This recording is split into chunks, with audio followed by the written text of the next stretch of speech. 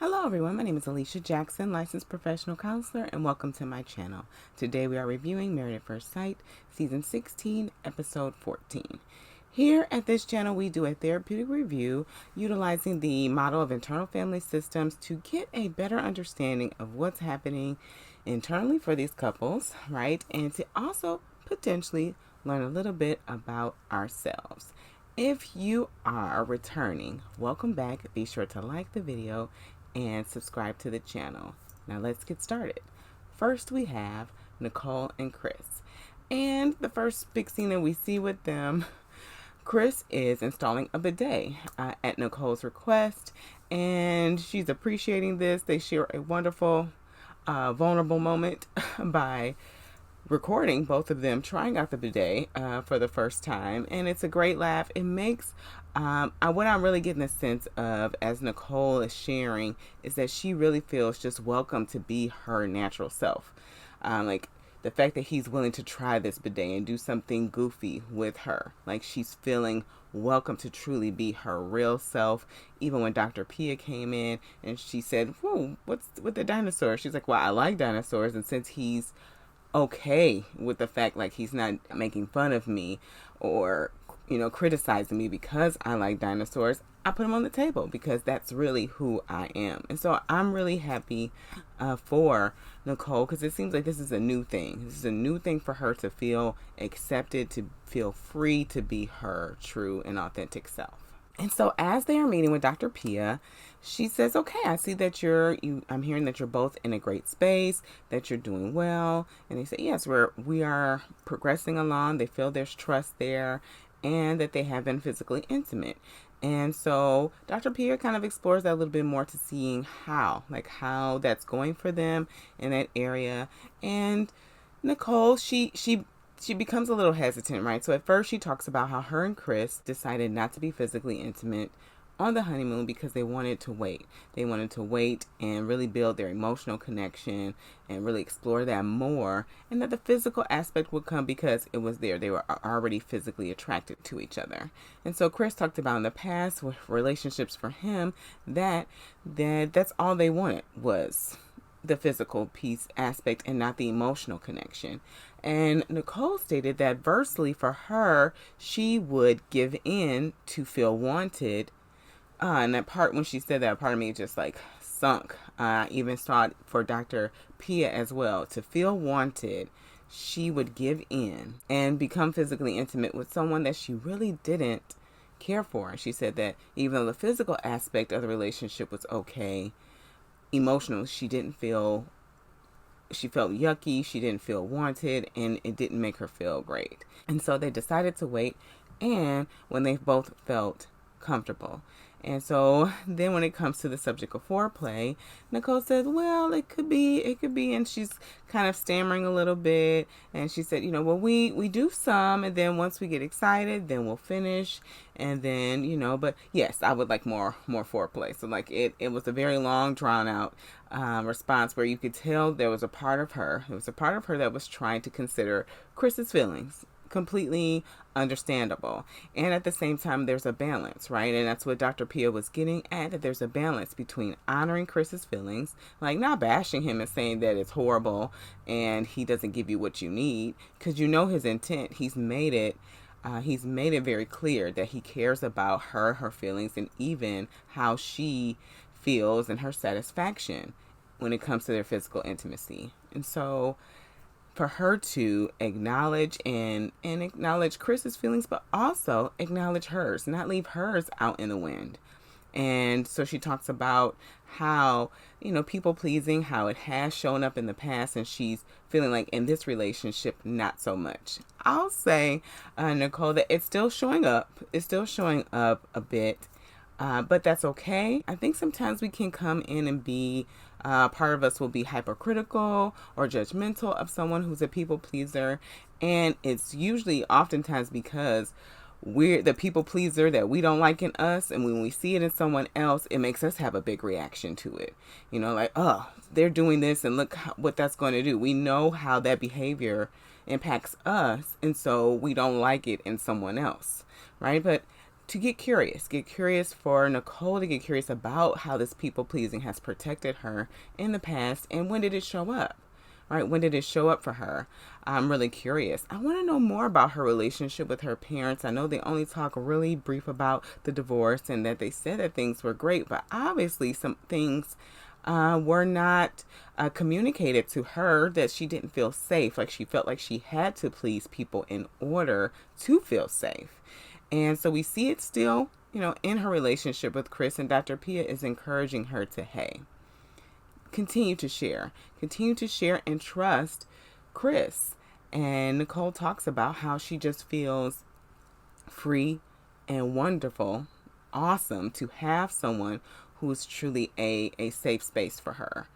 And that's something that's new for her. And she's saying that she didn't realize, as they've been having more vulnerable conversations, how many issues she has and how she's messed up, right? And so Dr. Pia stops her and says, hey, wait a second now. Don't talk bad about yourself. I know that that's usually traditional therapy will say that. Don't talk bad about yourself.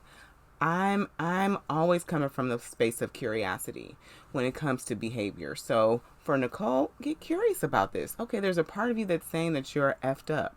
Okay, when did you come to know this? And how can you be there for this part of you? Because it's there. It's there. And so the more you try to shut out sometimes those inner voices, the more they pop up. And it can be a real huge tug of war internally. What I do appreciate about Dr. Pia encouraging Nicole to see herself through Chris's eyes, right? That in Chris's eyes, she's not messed up, right? She's not. She is his wife, who he's very happy to be connected with. And so really for her to embrace, as Chris is embracing her for who she is, it will help. It can model the behavior for her to embrace all of the things that are Nicole.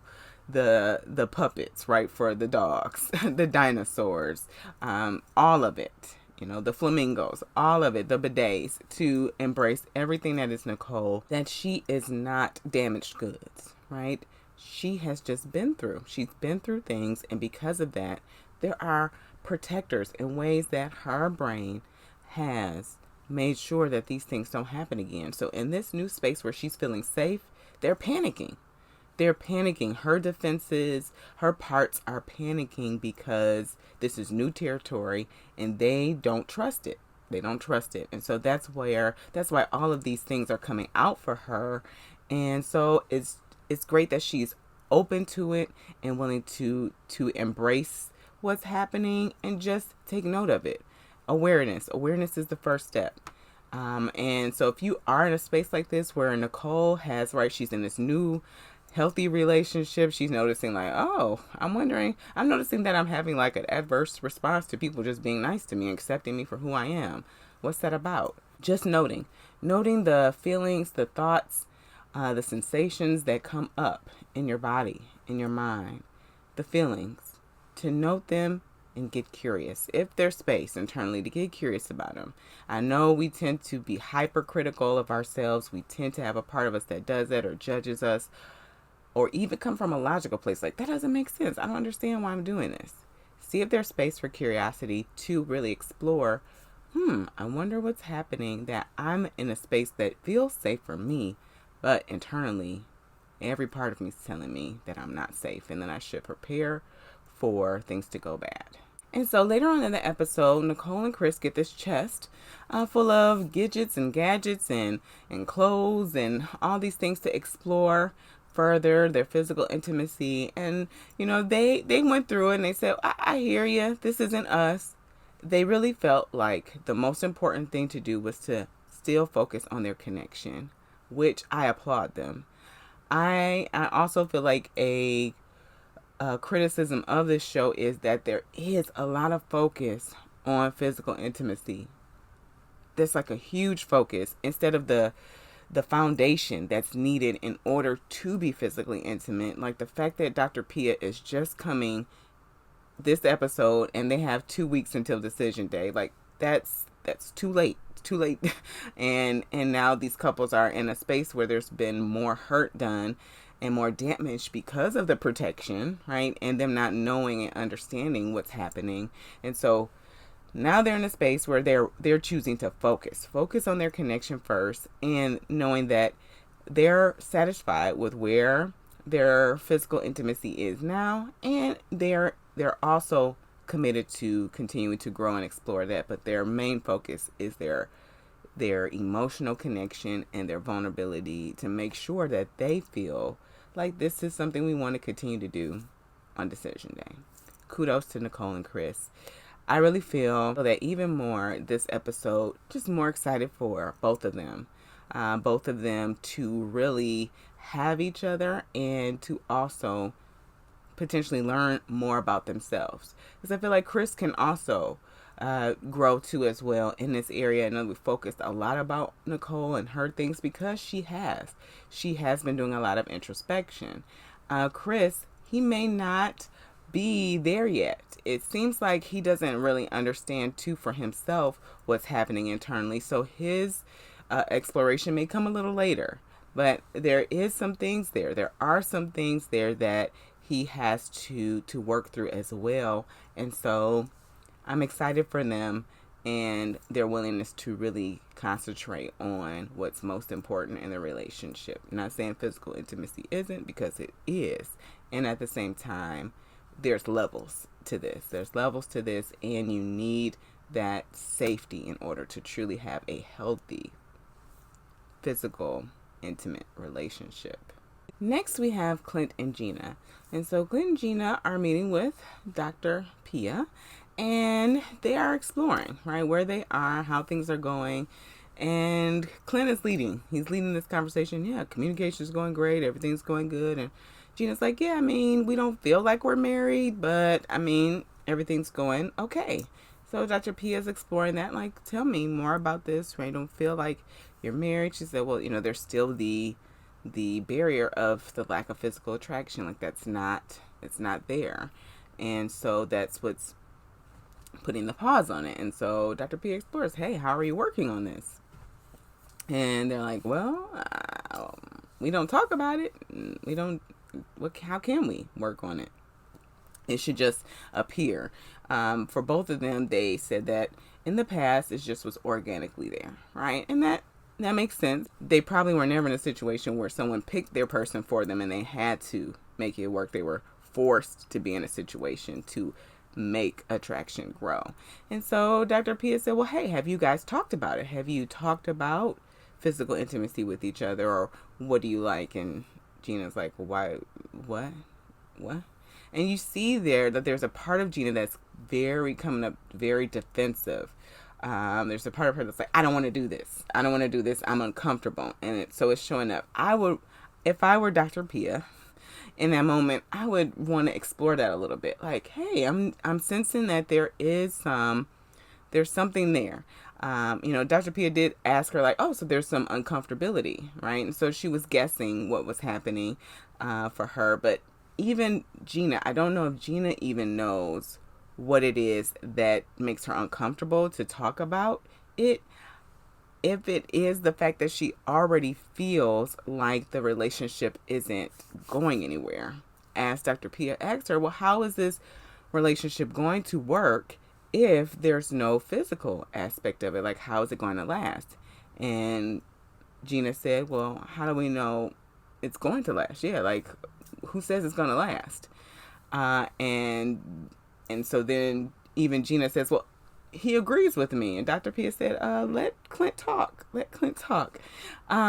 It feels like, again, Gina's already made her mind up about this relationship. And so she's trying to just put her best foot forward, not be malicious or, insensitive to Clint.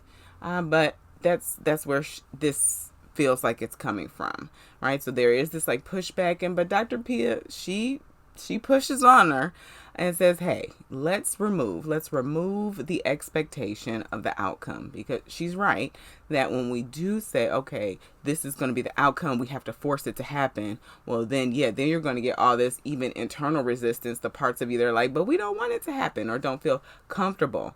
And so just exploring what would make them feel or be in the space to be more inclined. So they talked about senses, they talked about music, the things that help them to be in that space, right? In that mood, right, for physical intimacy, and exploring touch. And both of them were really struggling to be open to it. Clint was like, I want to do what you're saying, but how is that going to get us in a space if we're not there? And so Dr. Pia said, yeah, that's why I'm telling you not to think about the outcome, not to think about the desired outcome of you guys truly being physically intimate, but to just think about having a space where you're just exploring the colognes and the vanilla. They talked about the music, and just be with each other and see what happens, right? Just see how it feels and notice it, be aware of it, to note if it can happen, right? To note if it's a possibility. Gina did say that she is still feeling some pressure, to explore it, as they haven't really talked about attraction since the honeymoon, right? So that's kind of where I was coming from, right? Because Clint kept saying, we're focusing on the positive, we're focusing on the positive. Every time someone asked him how things were going, we're focusing on the positive. And that's great. And at the same time, if you're ignoring everything else, then nothing gets resolved, right? Nothing gets resolved. So the fact that they haven't talked about attraction, they haven't talked about that since the honeymoon, because they're trying to avoid hurting each other's feelings. It's well-intended. And at the same time, the outcome is then that's not addressed, it's not worked on, and it's awkward and nothing progresses. So there has to be a mindful and gentle conversation about attraction, right? And so Dr. Pia, explores that a little bit more. And Gina said that Clint didn't have swag. Oh no, poor Clint. Like, he was definitely hurt by that comment, saying like, hey, I got this, I can step it up, I'm Senor Swag. I said, just the fact that you said Senor Swag, I don't know, Clint, jury's still out. But I think that even that piece of it for Gina, she wants a different type of suit or dress, or later on we hear like haircut. She wants him to have a styled haircut, and so he was even slightly open to that. Definitely with her being in the physical appearance, that's her brand, that's her business, that's something that she's passionate about and something that's required for her to feel attracted to someone. So I like the fact that he's open to it, even though he was definitely hurt by him not having swag comment. So later on in the episode, they do have all these gadgets and toys that they're exploring, navigating touch. There's feathers. There's this like back massager or brush, and they're using it with each other. And you do see a little openness happening. You do see it. There's still some walls. I do see the walls, but there are some like openings there that are happening for each other. I do see where Clint, though, is more leaning in than Gina is. And so I don't know if Gina's going to be willing to open it up a little bit more. As like she was even trying the brush on herself, and he's like, hey, you're going to be next. I'm going to try the brush on you too. Right? So if she will allow Clint to be there, if she will, I don't know. Like I said, I feel, part of me truly feels like she's already made up her mind, like this isn't for her.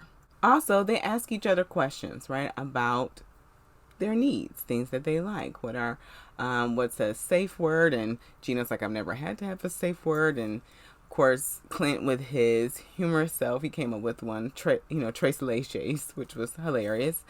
Favorite position, that's like when Gina started to cringe up a little bit and get uncomfortable. And I don't know if it was because it was on camera, and that's even, to explore that too. Like, okay, we'll ask these questions on camera, but off camera, we'll explore it a little bit more.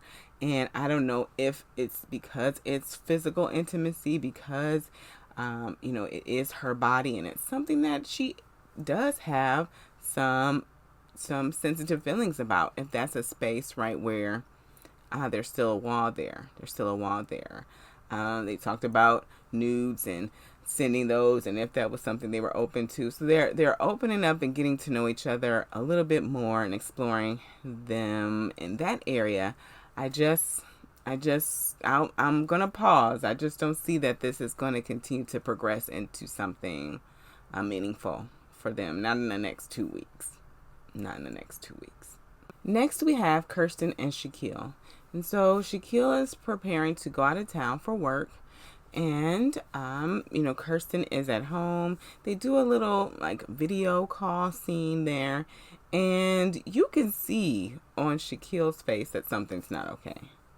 And Kirsten it seems in this space when she's communicating to him that it feels like it's coming from a place that's not completely genuine in the moment. In this moment, I don't know if it's just because we've scheduled this video call and now we're going to tape it, right? And so Kirsten's like, okay. And then that's what we see, but there's still a part of Kirsten that does come off as a bit scripted and not truly how she's feeling in the moment. And so we see this awkward kind of communication on the video, and she calls back and said, you didn't see me blow a kiss. And he was like, oh, I didn't know. And then she does it, and then she's like, okay, I gotta go, bye. So that was I'm like, what's going on here? So he gets back home.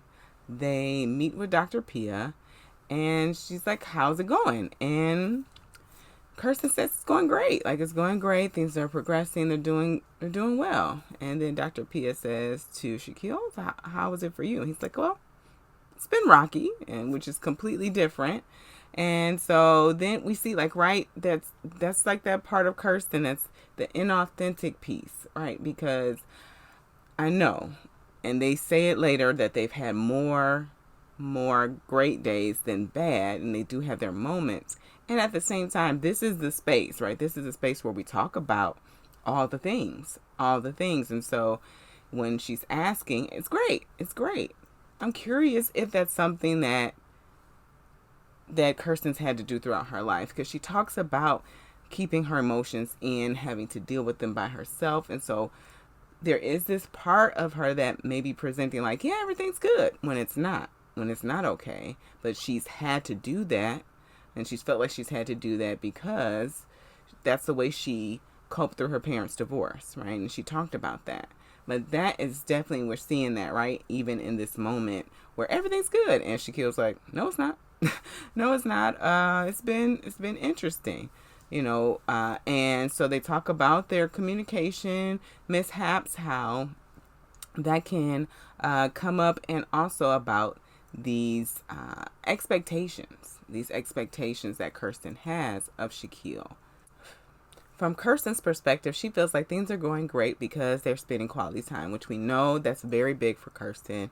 And again, we see this with her dad's busy schedule, all of this, the divorce, not having that quality time with him. That's something that she values. And on Shaquille's end, he says he's still trying to figure out everything, the work and her work and the marriage, how to put all this stuff together, how to integrate their lives. All of this at one time, it's a lot for him. He's still trying to navigate everything. Kirsten said that she's used to having things in her control and being in control. So this relationship is different because now there's a surrender, right? There's a surrender to her husband, and that's what's needed in a relationship, to relinquish control to each other, to have each other, to truly trust each other. And so that's what Dr. Pia communicated. Also, I would even dig a little further to say, hey, what would you fear would happen if you do relinquish control? What do you fear would happen? Just for them to even check in with themselves to see what comes up, right? What comes up, because there's a reason why a part of them is feeling, especially for Kirsten, a part of her is feeling like she needs to be in control, right? Especially since she's used to soothing by herself. She's used to having just herself and processing things on her own. So the thought of releasing that feels unsafe. It's uncomfortable, right? So for her to think about that, understand it, to be able to come to awareness of it, that's something that Kirsten needs to become more aware of and get curious about. And so Dr. Pia asks Kirsten if she feels secure in allowing Shaquille to be present for her, to take care of her. And she said, yes, I do. So this is when her mouth is saying one thing, but her facial expressions, there's another part of her that's unsure. And so this is new for her. And she later says, right, well, this is all new. This is all new for me. And Dr. P even reinforced that and validated that for her. Like, yes, this is completely new. This is not a normal experience. So you are jumping into the pool. You're not dipping your toe in the pool. You're not waiting to like the water cools, your body temperature warms up to the cool water. You're literally like jumping in. Your body and your mind is in fight, flight, freeze mode. And so you're holding on to control because of that, right? So I even want Kirsten to just even be more honest with herself. But we see there's a part of her that's like, no, everything's fine. And for her to again be more aware that that's happening, because Shaquille tries to communicate that to her and has in the past, but it seems that Kirsten is not aware that she's communicating two different things at the same time. And so then, oh boy, Dr. Pia explores attraction. She says, so hey, has anybody talked to you about this? How are you guys doing? She said, well, I am attracted to Shaquille when he is like moving boxes and using his muscles, things like that, just little things. And that she likes that because it's masculine, right? It's masculine. And so then they explore a little bit. What does masculine mean, right? What is that to her? She's like, just handling your business, taking care of things. And so exploring that a little more, like how does she come to know, how does she come to know that, right? And does she feel that Shaquille is masculine? And then the silence of the lambs. There's silence, right? So the silence is a part of her that's speaking, that's saying no. She just doesn't want to say it, right? So there's a part of her that's saying no. And then she said, yeah, right? So there's a lot of uncertainty there. And so Dr. Pia said, okay, that was a very long pause, right? Because that's, again, something for Kirsten to be aware that there's a part of her that questions Shaquille's masculinity and questions whether he will truly be there for her, right? Which is probably tied to her wound with her father. She doesn't realize it, but that's really where that's coming from, because there's this uncertainty, because he has been there, he is a force for her, but does he truly prioritize me in the time when it's really important? When it's really important, does he show up, right? That's where that's coming from. That's my hypothesis anyway. And so Dr. Pia asks, okay, so how does Shaquille show up for you? She says he's very kind, he's very caring, he's very attentive.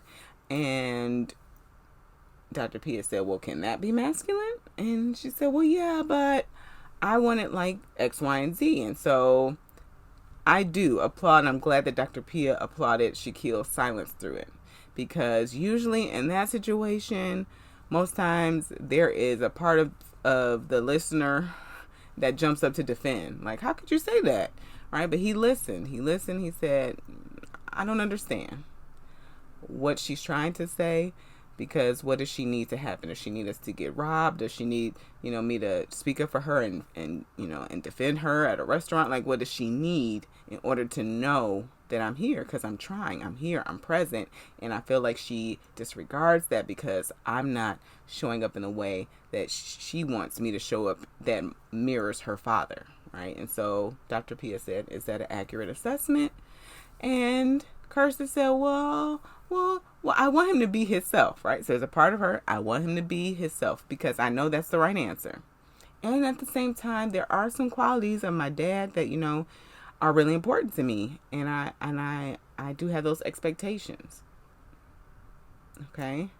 So, yes, the answer is yes. You do want him to show up differently. And Dr. P is concerned about this because Shaquille's already at a space where he's starting to resent Kirsten. And he hasn't really been completely honest about that. He's been more silent in his resentment and anger towards her because it's hurt. It's hurt. It's rejection. He said that he feels like he just keeps trying and keeps trying and keeps trying, but he is not meeting the expectations. And that has been his experience of Kirsten, which is accurate. And so now the resentment is already building, but Dr. P is saying, hey, if you continue to try to be something different and not yourself, you're going to be upset. You're going to be upset and you're going to start to resent Kirsten because of that. Right? And it's true. And so they start this exercise at home to help Kirsten relinquish control. She's blindfolded and he's helping her through the house and guiding her, and then he like ties her up in rope, and she's liking this. She's liking the fact that he's taking control, and it's she says getting her all hot and bothered that she's all tied up. And so that's showing a little sign of forward movement, but I see so many bigger issues that aren't being addressed, like the physical intimacy piece. I get it. Yes, that's supposed to happen in relationships, but there are bigger issues for this couple to hammer down, right? And we see it. We see it at the end of the episode, right? And so they're talking. I think this was after, I don't know if it was after the group date or before, where Shaquille was like, hey, like, here's the thing. Let's just call it, I was upset that you didn't come to Memphis with me because you said the next trip you're coming, and we planned it, but you didn't come. And then you made other plans. So at the after party, Kirsten said she really kind of invited herself, and then Shaquille would say, yeah, you have some friends in Memphis, so you can go. So she didn't want to go, right? Because of that, she felt that then she wouldn't be there with him, and he would be busy, right, doing his work for school. There needs to be more open and honest communication between this couple. If they're really going to truly work, if this was truly going to work, there needs to be more open and honest communication, because Kirsten doesn't realize that she's talking out of both sides of her mouth. No, but I mean yes, and yes, but I mean no. And Shaquille is at the space now where he's not saying the things, and then it's showing up in his behavior. And then Kirsten's finding out later, or in a conversation with what happened like last week, or where he's talking to Jasmine, or in this situation after the fact, and she's like, well, why didn't you tell me? Right? So they can truly have a conversation. This is where the building blocks of intimacy truly are, because when the needs are expressed, it helps you to understand each other. If the needs are hidden behind protection because you're afraid of not getting the need met, or you're afraid of the rejection, then what happens is just more hurt. And I know sometimes what can happen is that, if I let these walls down and I say what I need and you don't fulfill the need, then that the disappointment and the hurt of that, like, that's also unbearable. I think that hurt is something that is inevitable. And there's a thought sometimes that we can't handle the hurt. And at the same time, we can be present for ourselves and with ourselves in our hurt, and really be honest about what we need in order to get our needs met. We are our biggest advocate. We are our biggest advocate, and sometimes we try to delegate, right? There's a part of us that tries to delegate that job to someone else to know. Like, Kirsten should know that I want her to be there with me. No, that's not fair. That's not fair to Kirsten. And Kirsten, like, Shaquille should know that if I'm inviting myself, that I want to spend time with him. No, that needs to be, right? That needs to be communicated. She has the need for quality time. He has the need for support. I want presence. Both of them have similar hurts and wounds, right? He was alone at home while his mom was working. She had to have limited time with her dad because of the divorce. And so there's wounds there regarding that. And they need to be honest. That's how the intimacy can continue to grow in this relationship. Do I feel like it's going to continue to grow in the next 2 weeks and they're going to say yes on decision day? Absolutely not. Last we have Jasmine and Ayers. Whew. Okay, here we go.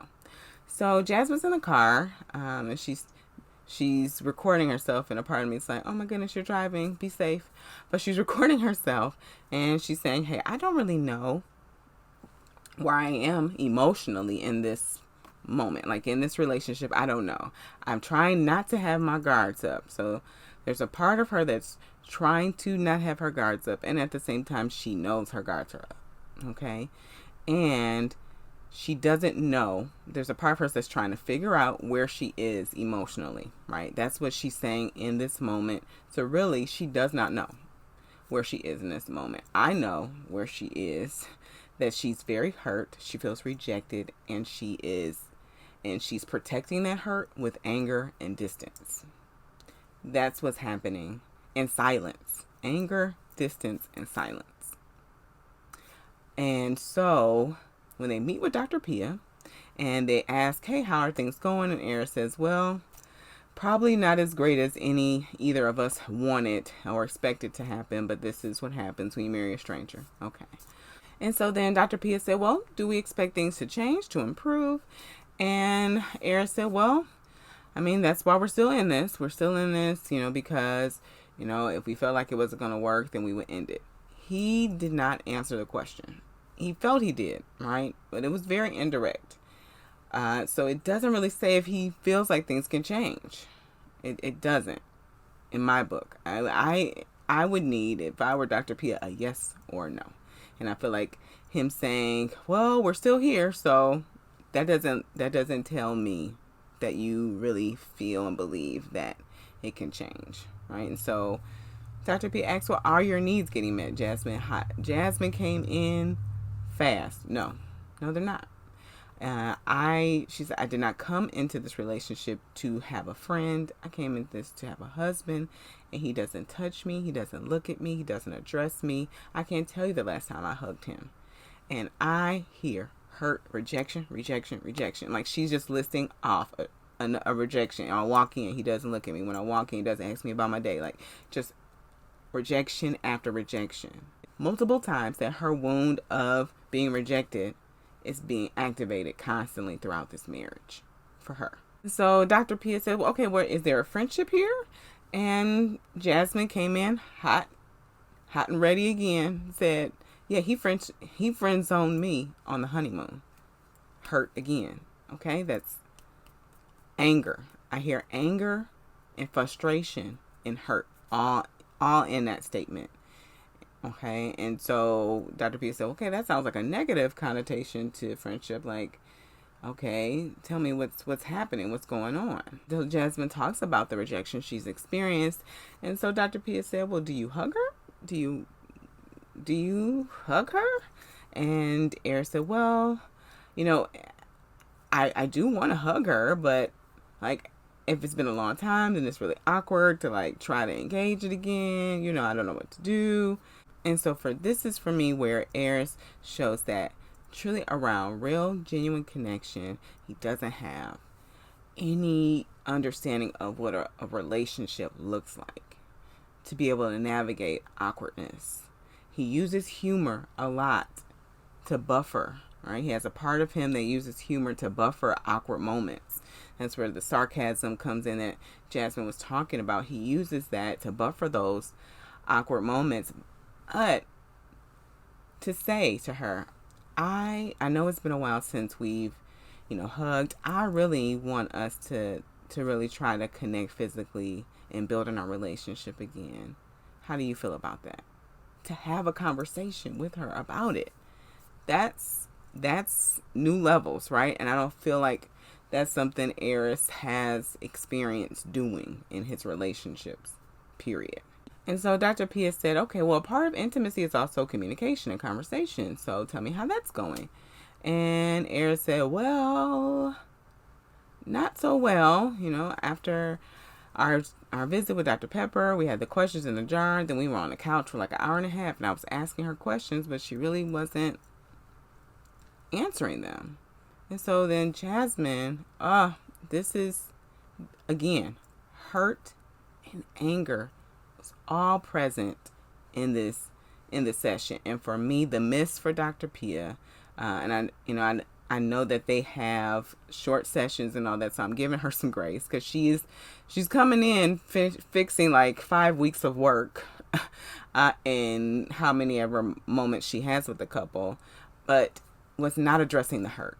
Not addressing the hurt for one, Jasmine to really communicate how her experience of Ayers has truly impacted her, right? So she comes in and she says, well, he's sarcastic and he acts like he really doesn't want to be with me because he doesn't want to. Like, she puts that in there. Like, I know he doesn't want to be with me. So why would I answer these questions? Why would I answer these questions and be honest and open with him? I'm not doing that. Right? And so then Dr. Pia said, okay, so do you feel like you're closed off? And Jasmine comes in with a very timid voice. It's like, no, I don't. Like this different part of her, like from a timid place, or even like her pageant world, kind of what Ayers' cousin was alluding to, but from a place that lacked compassion, that there's a part of her that will just say something because it's the right answer, right? And not really answer what's really real and true for her, okay? And so then in a moment, like she says, she doubles down, and then like this much louder voice comes out. At the beginning, like I was more open, but as time progressed, like I got more guarded with him. And so then Dr. Pia said, so, okay, so you're not volunteering information. She said, no, that's more accurate. Like, I'm not volunteering information with him. And so we later find out that Ayers likes this. He likes when Jasmine confronts him, is brutally honest with him, and it's something that he's attracted to. And Jasmine said there's something that she can lean into and be more of that. I hear Dr. Pia. What I will say is both of them, again, have similar concerns. Both of them have parts of them that aren't being honest with each other for whatever reason, whether it's Ayers is trying to protect Jasmine's feelings, or if Jasmine is trying to protect her own feelings by not being honest, right, with Ayers. Because, again, I want to share, I want to be vulnerable with him, all this rejection, I can't, okay? And so they have this moment where they're in the kitchen. We learned that when he was clapping, we learned that that's something that Pastor Kyle encouraged him to do to help calm her in that moment. And he said he really wanted to do that for her. And so Jasmine said, oh, so you wanted to calm me by lying to me. And he's like, well, what was I supposed to do? All right, so in that moment, like, what was I supposed to do? He's got a lot of growing to do. Ayers has a lot of growing to do first before entering into a relationship. Learning how to communicate, learning how to really be honest with his feelings. He is honoring Jasmine by at least, right, saying how he feels in the moment. And at the same time, it's like he doesn't know any other way of intimacy other than physical intimacy. And so he's in this space learning now. However, the impact of him not knowing is that Jasmine's getting hit. She's getting hit. And we see the impact of that as she's saying, like, hey, in her confessional, my husband, I would expect him to want to hug me, kiss me, talk to me, not have somebody coach him to do all of these things. There should be a desire. He should want to do this for me. And then as they're talking and discussing things with the girls, Jasmine just breaks down saying, I'm at my breaking point. There's only so much rejection we can take. I know that we try to have this tough exterior because of, protection, right? And strength that, you don't need me, I'm good. Rejection is painful. It's painful. And we are very sensitive to it. And there's only so much that our systems can take before it's just too much. And we shut down. And that's where Jasmine is. That's where she is. This is a situation where I kind of would want the experts to show up differently, just because there's so much wounding happening, right? To respond in a way, right? To do more like, hey, this was a regularly scheduled program of how we were going to support these couples, but we're seeing like this is happening, so we're going to do a change of plans. We're going to do some interventions. We're going to do X, Y, and Z, right? In order to truly help these couples and to make sure like this situation is a lot. And I know this is reality TV and maybe my expectations are too high. I just feel like if we're talking about humans and humans in relationships, everything that we deal with in our relationships is directly tied to our interactions with the people before those. So our attachment with our parents, our friend groups, the relationships before that. So that's a lot of wounding that can happen and activation, and it's traumatic. It truly is. And so Jazz is in a space now where she is just completely devastated and hurt, and Ayers does not have the toolkit to be the person that she needs in this moment. He doesn't have the toolkit to do it. And so now she's trying to take care of herself by putting the walls up. That's what's happening. And it's unfortunate. It really is. You let me know how you feel about these couples, how you feel about this episode. We are close to decision day, so close. But you know that they're going to drag this out. So let me know in the comments how you're feeling, what you're thinking about where these couples are, if they're going to make it. This season really seems to be kind of a disappointment, for sure, we only get one couple out of the 5 couples that they had. But if you're still with us, be sure to like the video, subscribe to the channel, and as always, be cool, be calm, be centered.